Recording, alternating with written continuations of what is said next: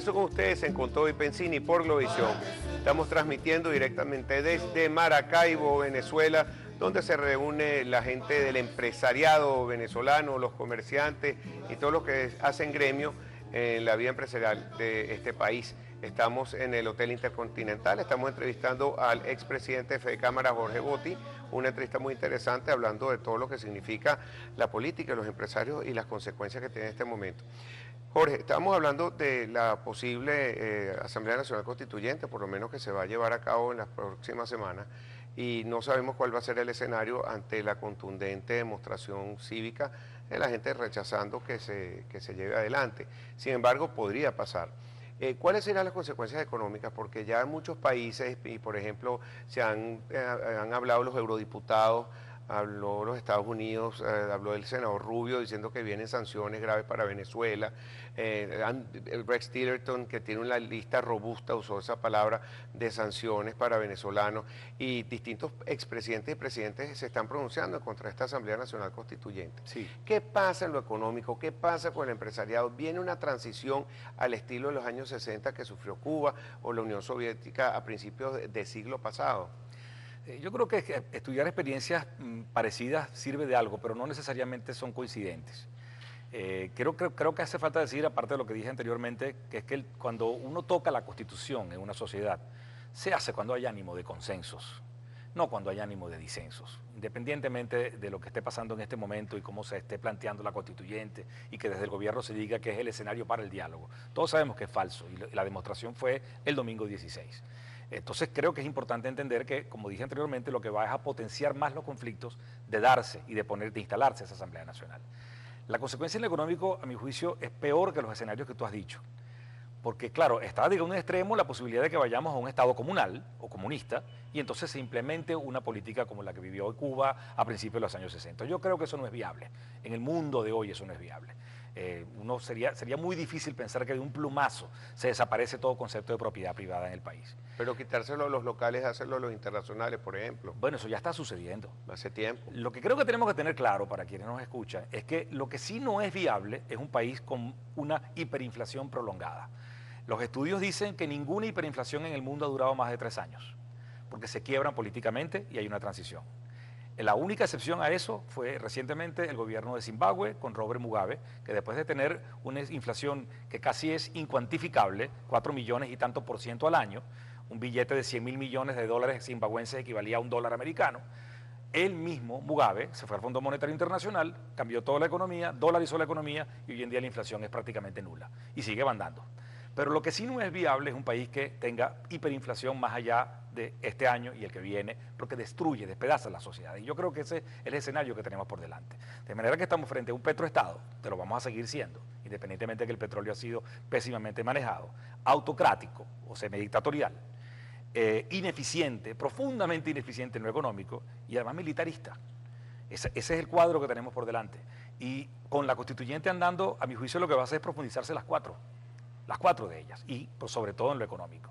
Más adelante, posiblemente, de sostenerse un régimen como de esta naturaleza, tendría la necesidad de tomar correctivos, pero correctivos como hizo Mugabe, o como hoy en día vemos en Rusia, o el modelo chino. Yo creo que los empresarios tenemos que empezar a preguntarnos una pregunta muy, muy fuerte y muy dura, y muy de corazón. ¿Estamos dispuestos a estar en un estado corporativista, operando como en Rusia, en el cual la empresa privada existe, pero solo si tiene padrinos políticos? ¿O queremos un sistema donde haya libertades para que cada quien, de acuerdo a sus capacidades, le promueva la creación de riqueza y de empleo? Ese es un reto que el empresariado venezolano no puede aceptar. Pero fíjate que están en coincidencia con lo que está diciendo las agencias calificadoras de riesgo. Recientemente Standard & Poor's bajó la calificación de riesgo 3 peldaños por debajo de lo que se llama investment grade o grado de inversión. Sí. Estamos a nivel de bonos basura, junk bonds. Así es. Y el problema está en que los grandes fondos han tenido que salir de algunas de estas posiciones porque no se los permiten por todo lo que son los objetivos de estos fondos mutuales. Esto nos quita capacidad hasta el financiamiento, nos aumenta el riesgo país Venezuela. Es un desastre, estamos en CC-, Fitch dice, pero hacen además advertencias que si aceptan la Asamblea Nacional Constituyente, que vienen más rebajas de calificación, y al frente también están hablando ya y con cada vez más fuerza del riesgo de default, de impago de deuda e intereses. Eso es lo peor que le podría pasar al país, entrar en un default como le pasó a Argentina. ¿Tú ves ese escenario posible? ¿Estás en coincidencia con lo que dice la calificadora? Sí, debo decir que sí lo veo. Porque además tenemos que entender lo siguiente, ya di la versión de los más duros, de que la constituyente va a implantar un Estado comunal o comunista.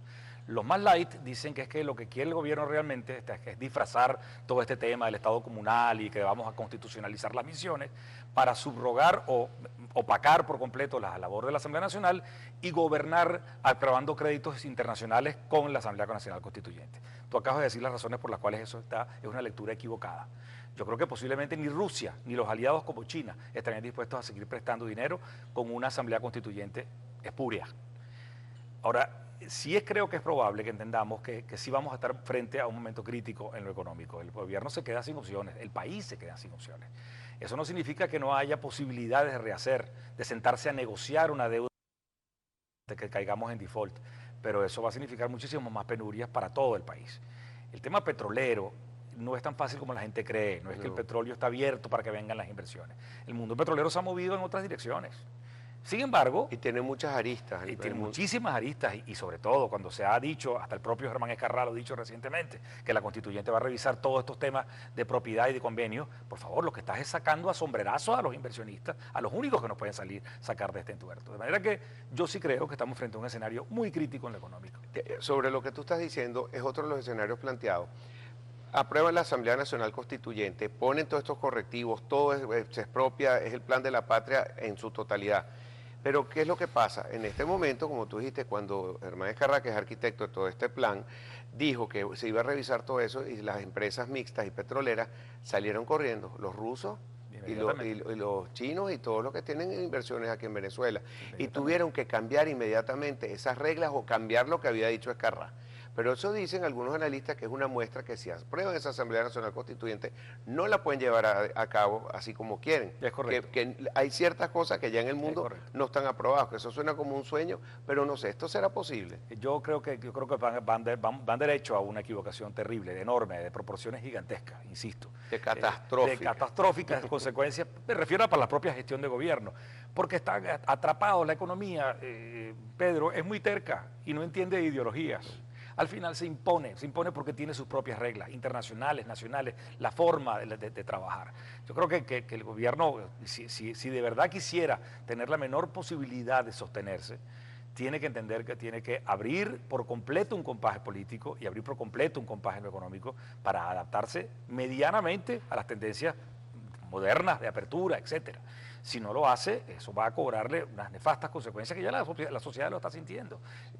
Necesitamos ir a un momento, una pausa comercial. Al regreso quería hablar contigo sobre algunos de los indicadores económicos, también ver cuáles son los consejos que le puedes dar al próximo presidente de Fedecámara y nos hable un poco cómo fue, este año fue un poco más democrático todo lo que se está jugando dentro de Fedecámara. Ya regresamos con más para ustedes aquí en Con Todo y Pensini por Globvision desde Maracaibo, Hotel Intercontinental.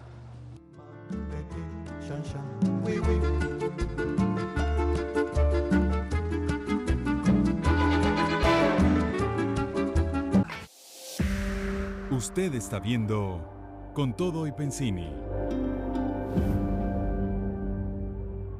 Al 0295-249-1889.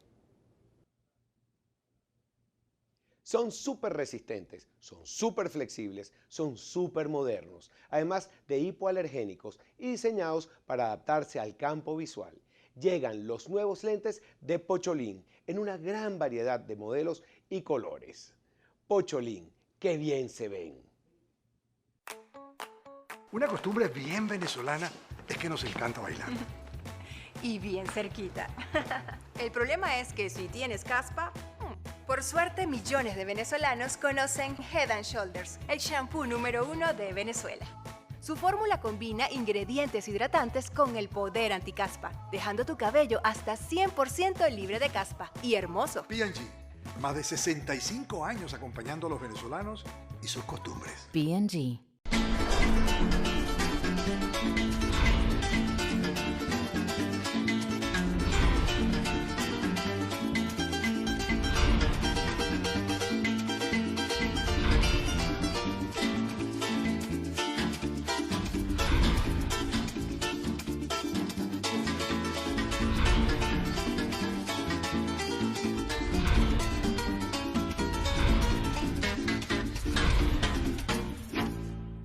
Somos Electrotecmotores, especialistas en venta de todo tipo de motores eléctricos industriales, bobinados Electrotecnisol, con más de 30 años de experiencia en el servicio de reparación de motores eléctricos, AC, DC, hasta 10.000 HP. Contamos con envíos a nivel nacional, certificados por ISO 9000. Contáctanos. Hola, mi niña, ¿cómo estás tú? La vamos a consentir más todavía ahora. Mira qué mirada. Ay, Dios, ese asado que está haciendo la abuela. ¡Listo! ¡A comer! Vámonos, venga. ¿Dónde está la niña? Con DoGourmet, las relaciones perfectas tienen su receta. Por eso te trae su nuevo sabor asado negro. DoGourmet, exquisitas recetas para consentir a tu perro todos los días.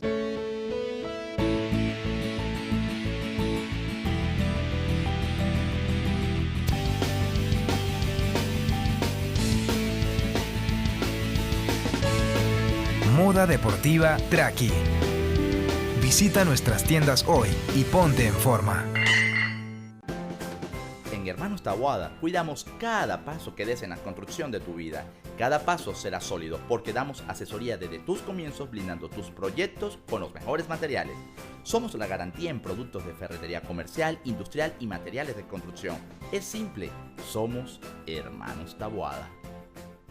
Academia CMG USA, reconocida internacionalmente hace 40 años, donde recibirás el más calificado entrenamiento deportivo, campamentos vacacionales, estudios e inglés todo el año. Regálale a tu familia la experiencia de convivir y entrenar con los grandes deportistas. Canaliza el potencial, pasión y dedicación y haz realidad sus logros para futuros éxitos. Llama al 0414-320-3820. Seguimos con Todo y Pensini.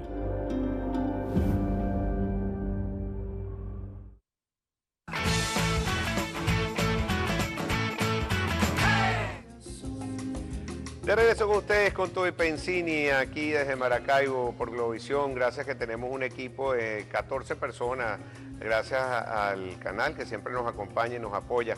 Y trasladó toda esta gente para estar aquí en la reunión número 73 años en Fede Cámaras.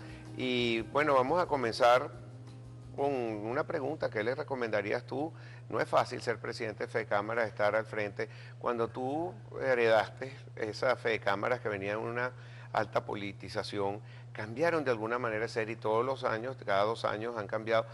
Ha sido como una secuencia de personas que han ido además entrenándose y después de ti vino Jorge Roy, después vino Francisco Martínez, ahora llega Carlos Larrazábal y también todo el tren de trabajo y los equipos de trabajo generalmente han ido subiendo. Pero tú tuviste ese cambio que fue el primer cambio drástico. ¿Qué fue lo que ustedes decidieron como equipo? ¿Por qué cambió Fede Cámaras y hoy en día es más potable y se han podido entender un poco más sin dejar sus principios ni valores frente al gobierno? Pero ha habido como, bajó la presión política. Sí, pero yo creo que es difícil hablar de un momento específico de cambio. Yo creo que se vienen gestando. Y yo creo que hay que ponerle sin duda alguna la aguja en el año 2001-2002, con los episodios donde Fede Cámaras, tú has dicho varias veces, es el brazo político del empresariado, pero eso no significa que está para ejercer el poder. Okay. Yo creo que eso fue un poco un quiebre, el que entendiéramos cuál es nuestra razón de ser en la sociedad. Estamos para influir en el diseño de un país desde la visión de los empresarios, pero nosotros no somos una organización diseñada para el ejercicio del poder. Yo creo que eso va a ser una marca que va a quedar ahí para siempre. Lo que pasaba en el 2011, cuando entró este equipo, digamos, cambiamos, nos dimos a la tarea de revincularnos a la sociedad. Y digo revincularnos y no vincularnos inicialmente porque yo detesto esos experimentos fundacionales. Este es un país donde todo el que llega dice que antes de mí fue el barranco y después de mí el diluvio. Yo creo que no es así. Fede Cámara tiene un hilo histórico de 73 años. Bueno, pero hubo un cambio en la política de cómo manejar las cosas. La dedicación por completo fue la de vincularse con otros actores sociales en lugar de sencillamente jugar a pelear con el gobierno. Además sabíamos que en el año 2011 estábamos en un periodo, digamos, interconflictual, si es que cabe la palabra, ya estábamos alejados del 2006 y de la última elección, y teníamos frente a nosotros una elección que era en el año 2012. Por cierto, Chávez había dejado las expropiaciones en el 2011, parecía que la política era tensa, era una especie de tensa calma. Yo creo que esa política, que podría resumir en una sola frase, la revinculación, el conectarse con la sociedad, el que Fede Cámaras abriera sus espacios para hablar con jóvenes, para hablar con los empresarios de sectores populares. Y tomar en cuenta las regiones, de hecho estamos aquí en Maracaibo. Estamos en las regiones, hablar con las bases, Yo creo que esa política ha rendido su fruto. Hoy en día, entre otras cosas, no solamente la empresa privada como marca, sino Fedecámaras como una marca que siempre es muy golpeada, como son los sindicatos y como son los partidos políticos, está en su posición más alta históricamente, está por encima del 48% de percepción positiva. De manera que eso yo creo que no es solamente es que no rindió resultados, sino que no debe pararse jamás.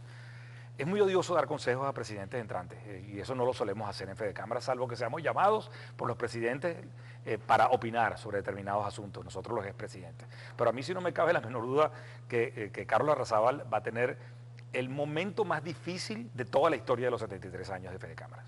Porque si bien es cierto que hubo momentos muy duros en el 2001, 2002, luego también en el 2003, Jorge Roy le tocó un periodo de mucha conflictividad, fue muy atacado injustamente por el gobierno cuando Jorge hizo todo un esfuerzo enorme por abrir espacios de diálogo.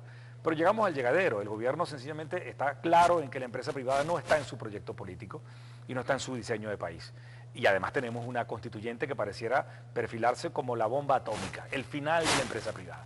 De ese tamaño es el reto que tiene Carlos Larrazábal y estoy seguro que va a calzar los zapatos. Bueno, ojalá que pueda ejercer su función que sea un día. Mira, Así también será. tenemos la OIT, la Organización Internacional del Trabajo, vimos la última reunión, nos llamó la atención porque no se llegó a ninguna reunión. Venezuela fue y vimos en las cámaras de Globovisión que también las mandaron para que estuvo allá para por primera Suiza. vez. Y vimos dando declaraciones a Francisco Martínez, presidente de Fedecámaras, diciendo no, aquí no hubo ninguna reunión porque íbamos a conversar esa reunión tripartita, trabajadores, gobierno y empresarios, y resulta que se fue a promover la Asamblea Nacional Constituyente, dijeron, y que cayeron una cantidad de improperios y groserías y que digo, mira, este no es un ambiente para una reunión menos diplomática como son esos organismos como la OIT. ¿Qué se aplica ahí? Hay un artículo 26 que es como una carta interamericana.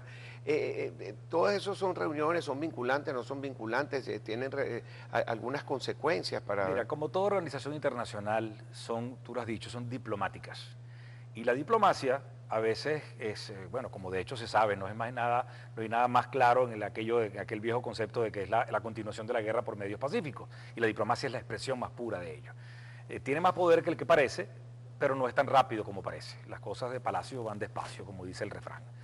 Las cosas ¿Sabes que yo le despacio. decía a Jorge Roy, que quien está encargado ahora desde Venezuela para este tema, que le preguntara a la gente de la OIT y a Guy Ryder, porque es una pregunta que me asalta y lo digo digamos de corazón, de forma personal. ¿Existe diálogo tripartito en gobiernos autocráticos? Claro. Es una pregunta que tenemos que hacernos, porque Cuba se sienta allí. Yo fui varias veces como presidente de Fedecámara.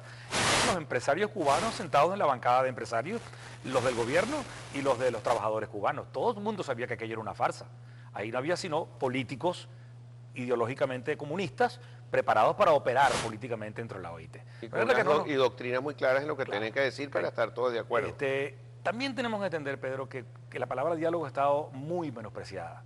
Pero Venezuela no va a salir del entuerto que está metido sin un proceso de negociación. Llamémoslo negociación o diálogo. Si no pasa por allí, no hay desenlace. De manera que, por cierto, en Fedecámaras, en la Asamblea, el tema central va a ser ese. O vamos decantando hacia un nuevo pacto republicano que incluye las fuerzas del chavismo, sin duda alguna, porque si no, no hay pacto. O nos vamos por el camino nefasto de un Estado comunal. De manera que lo que la OIT ha hecho es intentar acercar a los actores. Y yo creo que eso es válido hacerlo. En esta ocasión no se pudo, entre otras cosas porque el gobierno fue con ánimo de insulto y con el único tema a tratar era la constituyente. Eso es muy lamentable y creo que es probable que cambie en el futuro. Tenemos que ir a una pausa nuevamente, ya regresamos aquí, estamos con Jorge Botti, expresidente de Fedecámaras. Y ya regresamos aquí de Maracaibo, en el estado Zulia, en la reunión número 73 de esta institución.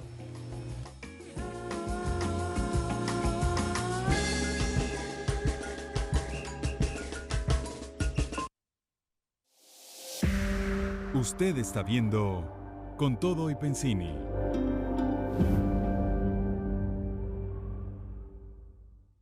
Cada vez que yo quiero comprar